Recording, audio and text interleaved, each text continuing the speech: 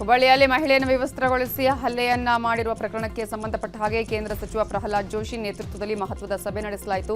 Hubballi circuit ಹೌಸ್ನಲ್ಲಿ ಸಭೆ ನಡೆದಿದ್ದು ವಿಪಕ್ಷ ನಾಯಕ ಆರ್ ಅಶೋಕ್, ಛಲವಾದಿ ನಾರಾಯಣಸ್ವಾಮಿ, ಶಾಸಕ ಮಹೇಶ್ ತೆಂಗಿನಕಾಯಿ, ಮೇಯರ್ ಜ್ಯೋತಿ ಪಾಟೀಲ್ ಹಾಗೂ ಉಪಮೇಯರ್ ಸಂತೋಷ್ ಚೌಹಾಣ್ ಭಾಗಿಯಾಗಿದ್ದರು. ರಾಜಕೀಯ ಸುದ್ದಿಗಳನ್ನು ನೋಡೋಣ. ವಿಜಯಪುರ ಜಿಲ್ಲೆಯಲ್ಲಿ ರಾಣಿ ಚೆನ್ನಮ್ಮ ಮೂರ್ತಿ ಅನಾವರಣಗೊಂಡಿದೆ. ಸಿಎಂ ಸಿದ್ದರಾಮಯ್ಯ, ಡಿಸಿಎಂ ಡಿಕೆಶಿ ಕೇಂದ್ರ ಬಸ್ ನಿಲ್ದಾಣಕ್ಕೆ ನಾಮಫಲಕ ಅನಾವರಣ ಮಾಡಿದ್ರು.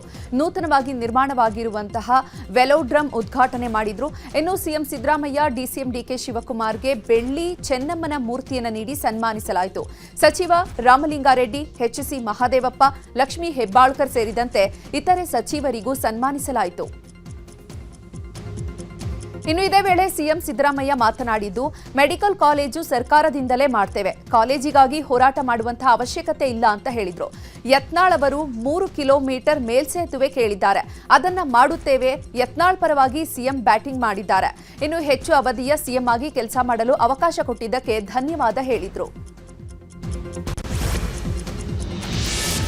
ಕೇರಳದ ಕನ್ನಡ ಮಾಧ್ಯಮದ ಶಾಲೆಗಳಲ್ಲಿ ಪ್ರಥಮ ಭಾಷೆಯಾಗಿ ಕನ್ನಡದ ಬದಲು ಮಲಯಾಳಂ ಜಾರಿಗೆ ಅಲ್ಲಿನ ಸರ್ಕಾರ ಬಿಲ್ ಪಾಸ್ ಮಾಡಿದೆ. ಅಲ್ಲಿನ ಸರ್ಕಾರದ ಈ ಕನ್ನಡ ವಿರೋಧಿ ನೀತಿಯಿಂದ ಗಡಿ ಜಿಲ್ಲೆ ಕಾಸರಗೋಡಿನ ಕನ್ನಡಿಗರಿಗೆ ಅನ್ಯಾಯವಾಗಲಿದೆ.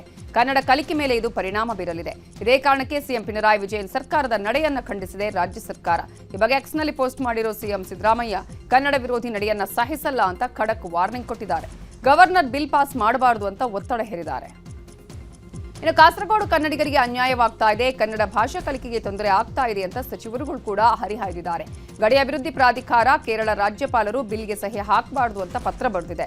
ಕನ್ನಡ ಮತ್ತು ಸಂಸ್ಕೃತಿ ಇಲಾಖೆ ಸಚಿವ ತಂಗಡಗಿ ಸೇರಿದಂತೆ ಕೆಲವು ಸಚಿವರು ಆಕ್ರೋಶವನ್ನು ಹೊರಹಾಕಿದ್ದಾರೆ. ಕನ್ನಡಿಗರಿಗೆ ತೊಂದರೆ ಆಗುವಂತ ಕೆಲಸ ಆಗುತ್ತೆ ಈ ಬಿಲ್ನಿಂದ. ಅಲ್ಲಿ ಕನಿಷ್ಠ ಕೇರಳ ಭಾಗ, ಗಡಿಭಾಗದೊಳಗೆ, ಅದು ವಿಶೇಷವಾಗಿ ಕಾಸರಗೋಡದಲ್ಲಿ ಕನಿಷ್ಠ 7.5 ಲಕ್ಷ ಕನ್ನಡಿಗರು ವಾಸವನ್ನು ಮಾಡ್ತಾ ಇದ್ದಾರೆ. ಅದರೊಳಗೆ 210 ಕನ್ನಡ ಶಾಲೆಗಳು ಅಲ್ಲೇ ಇದಾವೆ.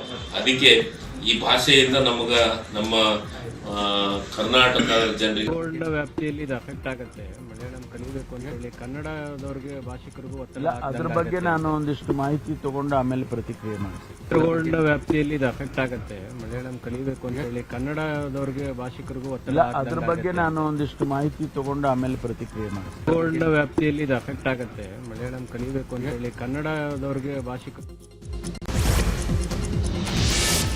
ಕೇರಳದಲ್ಲಿ ಕನ್ನಡ ಕಲಿಕೆಗೆ ಹಿನ್ನಡೆ ಆಗ್ತಾ ಇರೋದನ್ನ, ಹಾಗೆ ಕಾಯ್ದೆ ತರಲು ಹೊರಟಿರುವಂತಹ ಸರ್ಕಾರದ ನಡೆಯನ್ನ ರಾಜ್ಯ ಬಿಜೆಪಿ ಖಂಡಿಸಿದೆ. ಕೂಡಲೇ ಬಿಲ್ ವಾಪಸ್ ಪಡೆಯಬೇಕು ಅಂತ ಮಾಜಿ ಸಿಎಂ ಬಸವರಾಜ ಬೊಮ್ಮಾಯಿ ಆಗ್ರಹಿಸಿದ್ದಾರೆ. ಇನ್ನು ಇದೇ ವಿಚಾರವಾಗಿ ಎಂಎಲ್ಸಿ ರವಿಕುಮಾರ್ ಕೂಡ ಕಿಡಿಕಾರಿದ್ದಾರೆ.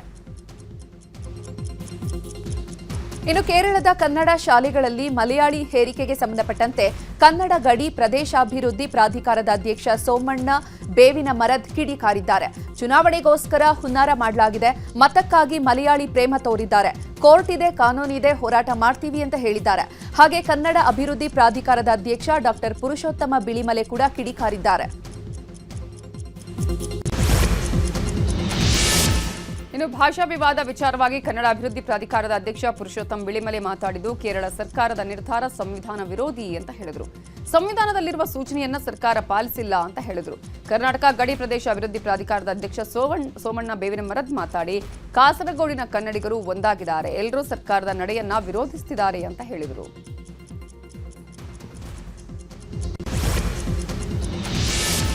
ನರೇಗಾದಲ್ಲಿ 11 ಲಕ್ಷ ಕೋಟಿ ಭ್ರಷ್ಟಾಚಾರ ಅಂತ ಕೇಂದ್ರ ಸಚಿವ ಪ್ರಹ್ಲಾದ್ ಜೋಶಿ ಆರೋಪಕ್ಕೆ ಡಿಸಿಎಂ ಡಿಕೆ ಶಿವಕುಮಾರ್ ತಿರುಗೇಟು ನೀಡಿದ್ದಾರೆ. 11 ಲಕ್ಷ ಕೋಟಿ ಹಗರಣ ಆಗಿದ್ರೆ ಸಿಬಿಐಗೆ ಕೊಡೋಕ್ ಹೇಳಿ, ಡಿಬೇಟ್ ಬರೋಕ್ ಹೇಳಿ, ಆಗ ಮನರೇಗಾ, ಈ ಮನ್ರೇಗಾಗೂ ಆ ಮನ್ರೇಗಾಗೂ ಏನಿದೆ ವ್ಯತ್ಯಾಸ ಅಂತ ಚರ್ಚೆ ಮಾಡೋಣ, ಜನರಿಗೂ ಜಾಗೃತಿ ಮೂಡಿಸಬೇಕು, ಅವರ ಪಾರ್ಟಿಯ ಅಧ್ಯಕ್ಷ, ವಿರೋಧ ಪಕ್ಷದ ನಾಯಕ ಅಥವಾ ಕೇಂದ್ರ ಸರ್ಕಾರದ ನಾಯಕರನ್ನು ಬರೋಕೆ ಹೇಳಿ ಅಂತ ಆಗ್ರಹಿಸಿದ್ದಾರೆ. ಅಲ್ಲದೆ ಮನ್ರೇಗಾ ವಿಚಾರದಲ್ಲಿ 2 ದಿನ ಸ್ಪೆಷಲ್ ಸೆಷನ್ ಮಾಡೋಕೆ ತೀರ್ಮಾನಿಸಿದ್ದೀವಿ ಅಂದ್ರು.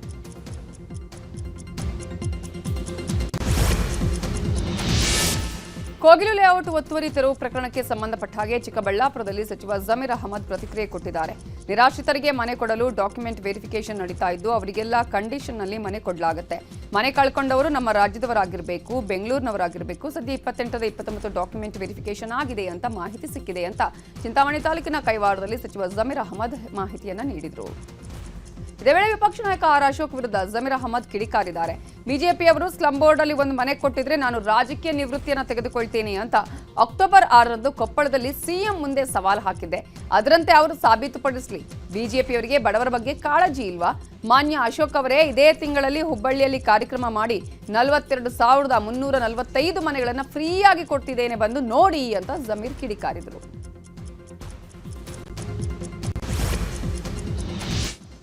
ರಾಜ್ಯದ ಸುದ್ದಿಗಳನ್ನ ನೋಡೋಣ. ವಾಲ್ಮೀಕಿ ನಿಗಮದಲ್ಲಿ ನಡೆದಿದೆ ಎನ್ನಲಾದ ಬಹುಕೋಟಿ ಹಗರಣದ ಪ್ರಕರಣಕ್ಕೆ ಸಂಬಂಧಪಟ್ಟಂತೆ ಮಾಜಿ ಸಚಿವ ನಾಗೇಂದ್ರಗೆ ಸಿಬಿಐ ನೋಟಿಸ್ ನೀಡಿದೆ. ನಿನ್ನೆ ಸಂಜೆಯೇ ನಾಗೇಂದ್ರಗೆ ಸಿಬಿಐ ನೋಟಿಸ್ ನೀಡಿದ್ದಂತೆ ಸಿಬಿಐ ವಿಚಾರಣೆಗೆ ಹಾಜರಾಗುವಂತೆ ನೋಟಿಸ್ನಲ್ಲಿ ಉಲ್ಲೇಖಿಸಲಾಗಿದೆ. ಇನ್ನು ಧಾರವಾಡದ ಬಿಜೆಪಿ ಮುಖಂಡ ಯೋಗೀಶ್ ಗೌಡ ಕೊಲೆ ಪ್ರಕರಣಕ್ಕೆ ಸಂಬಂಧಪಟ್ಟಂತೆ ಜಾಮೀನು ಕೋರಿ ಆರೋಪಿ ವಿನಯ್ ಕುಲಕರ್ಣಿ ಜಾಮೀನು ಅರ್ಜಿ ವಿಚಾರಣೆ ನಡೆಯಿತು. ಸಿಬಿಐ ಪರವಾಗಿ ಪಿ ಪ್ರಸನ್ನಕುಮಾರ್ ವಾದ ಮಂಡಿಸಿದ್ರೆ ವಿನಯ್ ಕುಲಕರ್ಣಿ ಪರ ಹಿರಿಯ ವಕೀಲ ಸಿವಿ ನಾಗೇಶ್ ವಾದ ಮಂಡನೆ ಮಾಡಿದ್ರು. ವಾದ ಪ್ರತಿವಾದ ಆಲಿಸಿದ ಹೈಕೋರ್ಟ್ ಆದೇಶವನ್ನ ಕಾಯ್ದಿರಿಸಿದೆ. ಬಳ್ಳಾರಿಯಲ್ಲಿ ಬ್ಯಾನರ್ ವಿಚಾರಕ್ಕೆ ಗಲಭೆ ಪ್ರಕರಣ ದಿನಕ್ಕೊಂದು ತಿರುವು ಪಡೆದುಕೊಳ್ತಿದೆ. ಜನಾರ್ದನ ರೆಡ್ಡಿ ಸುದ್ದಿಗೋಷ್ಠಿ ನಡೆಸಿ ಕಿಡಿಕಾರಿದ್ರು. ಪೋಸ್ಟ್ಮಾರ್ಟಂ ಮಾಡುವಾಗ ವಿಡಿಯೋ ರೆಕಾರ್ಡ್ ಮಾಡಿರ್ತಾರೆ. ಕಾನೂನು ಪ್ರಕಾರ ಮೃತದೇಹ ಕುಟುಂಬಸ್ಥರಿಗೆ ಹಸ್ತಾಂತರಿಸುತ್ತಾರೆ. ಸುಡಬೇಕೋ ಮಣ್ಣಲ್ಲಿ ಹುಳಬೇಕೋ ಅನ್ನೋದು ಕುಟುಂಬಸ್ಥರು ನಿರ್ಧರಿಸುತ್ತಾರೆ. ಸಾಕ್ಷ್ಯ ನಾಶಪಡಿಸಲು ಮೃತದೇಹ ಸುಟ್ಟು ಹಾಕಿದ್ದಾರೆ. ಘಟನೆ ನಡೆದು 9 ದಿನ ಕಳೆದರೂ ಪೊಲೀಸರಿಂದ ಇದುವರೆಗೂ ಯಾವುದೇ ಕ್ರಮವೂ ಇಲ್ಲ. ಭರತ್ ರೆಡ್ಡಿ ಬಂಧನವೂ ಆಗಿಲ್ಲ. ರಾಜ್ಯ ಸರ್ಕಾರ ಸಂಪೂರ್ಣವಾಗಿ ಅವರ ಬೆನ್ನಿಗೆ ನಿಂತಿದೆ. ಈ ಪ್ರಕರಣವನ್ನ ಸಿಬಿಐ ತನಿಖೆಗೆ ವಹಿಸಲೇಬೇಕು ಅಂತ ಆಗ್ರಹಿಸಿದರು. ಇನ್ನು ಬ್ಯಾನರ್ ಗಲಾಟೆ ಸಂಬಂಧ ಘಟನಾ ಸ್ಥಳಕ್ಕೆ ನೂತನ ಎಸ್ಪಿ ಸುಮನ್ ಜಿ ಪನ್ನೇಕರ್ ಭೇಟಿ ಕೊಟ್ಟು ತನಿಖಾಧಿಕಾರಿಗಳಿಂದ ಘಟನೆ ಬಗ್ಗೆ ಮಾಹಿತಿ ಪಡೆದರು. ಬ್ಯಾನರ್ ಕಟ್ಟಿರೋ ಜಾಗ, ಫೈರಿಂಗ್ ನಡೆದಿರೋ ಸ್ಥಳದಲ್ಲಿ ಪರಿಶೀಲನೆ ನಡೆಸಿದರು. ಬಳಿಕ ಮಾತನಾಡಿದ ಎಸ್ಪಿ ಸುಮನ್ ಜಿ ಪನ್ನೇಕರ್ 6 ಪ್ರಕರಣ ದಾಖಲಾಗಿ ಇದುವರೆಗೂ 26 ಜನರನ್ನ ಬಂಧಿಸಲಾಗಿದೆ. ನನ್ನಲ್ಲೂ ಸಾಕಷ್ಟು ಪ್ರಶ್ನೆಗಳಿವೆ. ಶೀಘ್ರದಲ್ಲೇ ಇದಕ್ಕೆಲ್ಲ ಉತ್ತರ ಕೊಡುವೆ ಅಂತ ಹೇಳಿದರು. ಬೆಳಗಾವಿಯ ಸಕ್ಕರೆ ಕಾರ್ಖಾನೆ ಬಾಯ್ಲರ್ ಸ್ಫೋಟದಲ್ಲಿ ಮೃತಪಟ್ಟ ಮಂಜುನಾಥ್ ಗಾಜಗಾರ್ ಮನೆಯಲ್ಲಿ ಆಕ್ರಂದನ ಮುಗಿಲು ಮುಟ್ಟಿದೆ. ಬೈಲಹೊಂಗಲ ತಾಲೂಕಿನ ಅರವಳ್ಳಿ ಗ್ರಾಮದ ಮಂಜುನಾಥ್ ಕಾಜಗಾರ್ ಮೃತಪಟ್ಟಿದ್ದು ಕುಟುಂಬ ಬೀದಿ ಪಾಲಾಗಿದೆ. ಐಟಿಐ ಮುಗಿಸಿ ಕಳೆದೆರಡು ವರ್ಷಗಳಿಂದ ಮಂಜುನಾಥ್ ಕಾರ್ಖಾನೆಯಲ್ಲಿ ಕೆಲಸ ಮಾಡ್ತಾ ಇದ್ದ. ಮಗನ ಮದುವೆ ಮಾಡೋ ಕನಸು ಕಂಡಿದ್ದಂತಹ ಕುಟುಂಬ ಸಾವಿನ ಸುದ್ದಿ ಕೇಳಿ ಬರಸಿಡಿಲು ಬಡಿದಂತಾಗಿದೆ. ಇನ್ನು ಇನಾಮದಾರ್ ಸಕ್ಕರೆ ಕಾರ್ಖಾನೆ ದುರಂತದಲ್ಲಿ ಮೃತಪಟ್ಟ ಸಂತೋಷ್ ಕಾಜಗಾರ್ ಮನೆಗೆ ಕಾರ್ಖಾನೆಯ ಎಂಡಿ ರವೀಂದ್ರ ಪಟ್ಟಣಶೆಟ್ಟಿ ಭೇಟಿ ನೀಡಿದ್ದಾರೆ. ಮೃತರಿಗೆ ತಲಾ 20 ಲಕ್ಷ ಪರಿಹಾರವನ್ನು ಘೋಷಿಸಿದ್ರು. ರವೀಂದ್ರ ಪಟ್ಟಣಶೆಟ್ಟಿ 15 ಲಕ್ಷ ಪರಿಹಾರದ ಚೆಕ್ ಅನ್ನು ತಂದಿದ್ರು. ಆದರೆ 25 ಲಕ್ಷ ಪರಿಹಾರಕ್ಕೆ ಆಗ್ರಹಿಸಿ ಗ್ರಾಮಸ್ಥರು ತರಾಟೆಗೆ ತೆಗೆದುಕೊಂಡ್ರು. ಬೆಳಗಾವಿಯ ಸಕ್ಕರೆ ಕಾರ್ಖಾನೆ ಬಾಯ್ಲರ್ ಸ್ಫೋಟ ಪ್ರಕರಣದಲ್ಲಿ ಸಾವನ್ನಪ್ಪಿದ ಮಂಜುನಾಥ್ ತೇರದಾಳ ಅಂತ್ಯಕ್ರಿಯೆ ನೆರವೇರಿದೆ. ಮಂಜುನಾಥ್ ಪತ್ನಿ ಶ್ರುತಿ 9 ತಿಂಗಳ ಗರ್ಭಿಣಿಯಾಗಿದ್ದು ಪತಿಯ ಸಾವಿನ ಸುದ್ದಿ ತಿಳಿದು ಆಘಾತಕ್ಕೆ ಒಳಗಾಗಿದ್ದಾರೆ. ಜನವರಿ 14ಕ್ಕೆ ಶ್ರುತಿಗೆ ಡೆಲಿವರಿಯ ಡೇಟ್ ಕೊಡಲಾಗಿತ್ತು.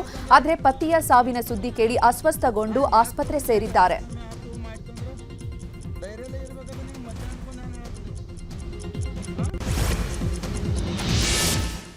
ಬೆಂಗಳೂರಿನ ಕೋಗಿಲು ಕ್ರಾಸ್ ಬಳಿ ಮನೆಗಳ ಡೆಮಾಲಿಷನ್ ವಿಚಾರಕ್ಕೆ ಸಂಬಂಧಪಟ್ಟ ಹಾಗೆ ಇವತ್ತು ಹಂಚಿಕೆ ಆಗಬೇಕಾಗಿದ್ದ 25 ಮನೆಗಳ ಹಂಚಿಕೆ ಕಾರ್ಯ ರದ್ದಾಗಿದೆ.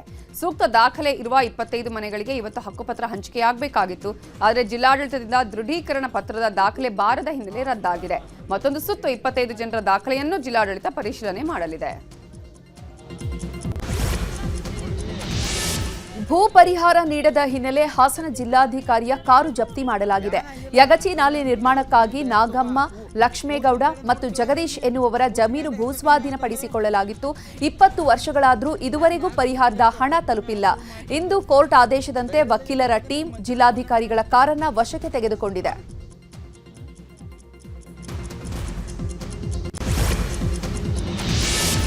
ಬೆಳಗಾವಿ ಜಿಲ್ಲೆಯ ನಂದಿಕುರಳಿ ಗ್ರಾಮದ ಅಂಗನವಾಡಿ ಕೇಂದ್ರಕ್ಕೆ ಬೀಗ ಜಡಿದ ಪ್ರಕರಣ ಸಂಬಂಧ ನ್ಯೂಸ್ 8ನಲ್ಲಿ ಸುದ್ದಿ ಪ್ರಸಾರವಾಗುತ್ತಿದ್ದಂತೆ ತಾಲೂಕು ಆಡಳಿತ ಎಚ್ಚೆತ್ತುಕೊಂಡಿದೆ.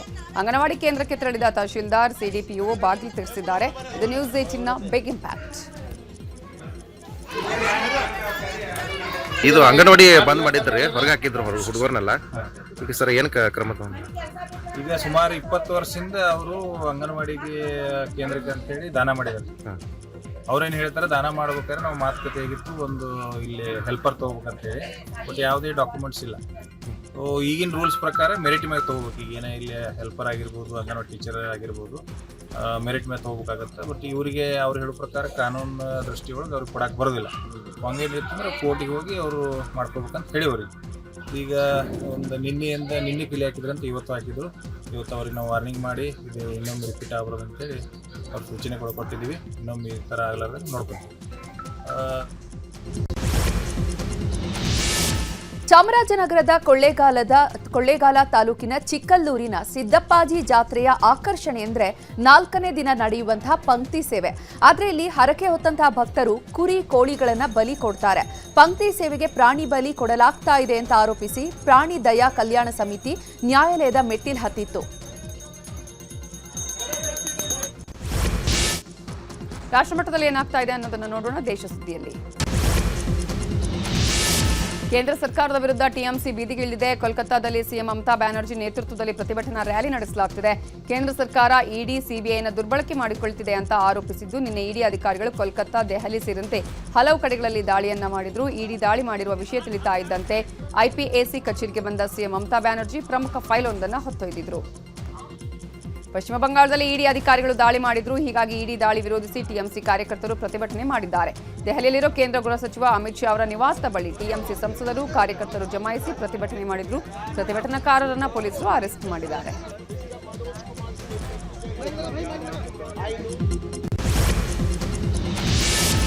ಶಬರಿಮಲೆ ಚಿನ್ನಾಭರಣ ಕಳ್ಳತನ ಪ್ರಕರಣದ ತನಿಖೆ ನಡೆಸ್ತಾ ಇರುವಂತಹ ಎಸ್ಐಟಿ ಅಯ್ಯಪ್ಪ ದೇವಸ್ಥಾನದ ಪ್ರಧಾನ ಅರ್ಚಕ ಕಂದರಾರು ರಾಜೀವರನ್ನ ಬಂಧಿಸಿದೆ. ಅಯ್ಯಪ್ಪ ಸ್ವಾಮಿ ದೇಗುಲದಲ್ಲಿ ಪ್ರಮುಖ ಹುದ್ದೆಯಲ್ಲಿದ್ದಂತಹ ತಂತ್ರಿ ರಾಜೀನರು ಅವರನ್ನ ಅಜ್ಞಾತ ಸ್ಥಳದಲ್ಲಿ ವಿಚಾರಣೆಗೊಳಪಡಿಸಲಾಯಿತು. ನಂತರ ಮಧ್ಯಾಹ್ನ ಎಸ್ಐಟಿ ಕಚೇರಿಗೆ ಸ್ಥಳಾಂತರಿಸಲಾಗಿದ್ದು ಅಲ್ಲಿ ಅಧಿಕೃತವಾಗಿ ಬಂಧಿಸಲಾಗಿದೆ. ಪ್ರಮುಖ ಆರೋಪಿ ಉನ್ನಿಕೃಷ್ಣನ್ ಪಾಟಿ ಮತ್ತು ತಿರುವಂಕೂರು ದೇವಸ್ವಂ ಮಂಡಳಿಯ ಮಾಜಿ ಅಧ್ಯಕ್ಷ ಎ ಪದ್ಮಕುಮಾರ್ ನೀಡಿದಂತಹ ಹೇಳಿಕೆಗಳನ್ನು ಆಧರಿಸಿ ಕಂದರಾರು ರಾಜಿಯವರನ್ನ ಬಂಧಿಸಲಾಗಿದೆ. 73 ವರ್ಷದ ಬಿಜೆಪಿ ಶಾಸಕ ದೇವೇಂದ್ರ ಕುಮಾರ್ ಜೈನ್ ಕೇಂದ್ರ ಸಚಿವ ಜ್ಯೋತಿರಾದಿತ್ಯ ಅವರ ಪುತ್ರನ ಕಾಲು ಮುಟ್ಟಿದ್ದಾರೆ. ಮಧ್ಯಪ್ರದೇಶದ ಶಿವಪುರಿಯಲ್ಲಿ ಕಾರ್ಯಕ್ರಮವೊಂದರಲ್ಲಿ ಬಿಜೆಪಿ ಸಂಸದ ಕೇಂದ್ರ ಸಚಿವ ಜ್ಯೋತಿರಾದಿತ್ಯ ಸಿಂಧಿಯಾ ಅವರ ಪುತ್ರ 31 ವರ್ಷದ ಮಹಾ ಆರ್ಯಮನ್ ಸಿಂಧಿಯಾ ಕಾಲು ಮುಟ್ಟಿ ನಮಸ್ಕರಿಸಿದ್ದಾರೆ. ಸದ್ಯ ಈ ವಿಡಿಯೋ ಸೋಷಿಯಲ್ ಮೀಡಿಯಾದಲ್ಲಿ ವೈರಲ್ ಆಗಿದ್ದು ಸಾಕಷ್ಟು ಟೀಕೆಗೂ ಗುರಿಯಾಗಿದೆ. ಖಾಸಗಿ ಬಸ್ 200 ಅಡಿ ಪ್ರಪಾತಕ್ಕೆ ಉರುಳಿ 8 ಪ್ರಯಾಣಿಕರು ಮೃತಪಟ್ಟಿರುವಂತಹ ಘಟನೆ ಹಿಮಾಚಲ ಪ್ರದೇಶದ ಸಿರ್ಮೌರ್ ಜಿಲ್ಲೆಯಲ್ಲಿ ನಡೆದಿದೆ. 30 ರಿಂದ 35 ಮಂದಿ ಪ್ರಯಾಣಿಸ್ತಾ ಇದ್ದಂತಹ ಬಸ್ ಪ್ರಪಾತಕ್ಕೆ ಉರುಳಿದ್ದು ಹಲವರು ಗಂಭೀರವಾಗಿ ಗಾಯಗೊಂಡಿದ್ದು ಆಸ್ಪತ್ರೆಯಲ್ಲಿ ಚಿಕಿತ್ಸೆ ಪಡೆಯುತ್ತಿದ್ದಾರೆ.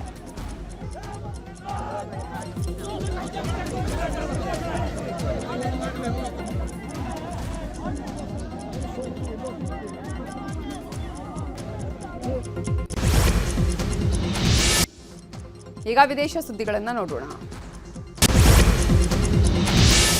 ವೆನೆಜುವೆಲಾ ನಂತರ ಗ್ರೀನ್ಲ್ಯಾಂಡ್ ವಶಕ್ಕೆ ಅಮೆರಿಕ ನಾನಾ ಕಸರತ್ತು ಮಾಡುತ್ತಿದೆ. ನಾಗರಿಕರನ್ನೇ ಖರೀದಿಸುವ ದುಸ್ಸಾಹಸಕ್ಕೆ ಅಮೆರಿಕ ಅಧ್ಯಕ್ಷ ಡೊನಾಲ್ಡ್ ಟ್ರಂಪ್ ಕೈ ಹಾಕಿದ್ದಾರೆ.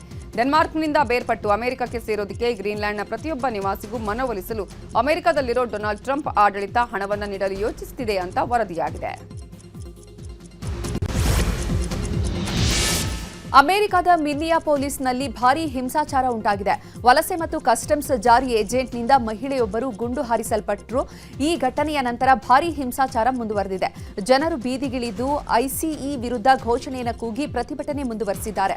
2,000 ಸೈನಿಕರ ನಿಯೋಜನೆ ಮಾಡಲಾಗಿದ್ದು 1,500 ಮಂದಿಯನ್ನು ಬಂಧಿಸಲಾಗಿದೆ. ಮಿನ್ನಿಯಾಪೋಲಿಸ್ ಅಧಿಕಾರಿಗಳು ಐಸಿಇ ಏಜೆಂಟ್ಗಳನ್ನು ಹೊರಹಾಕುವಂತೆ ಸೂಚಿಸಿದ್ದಾರೆ.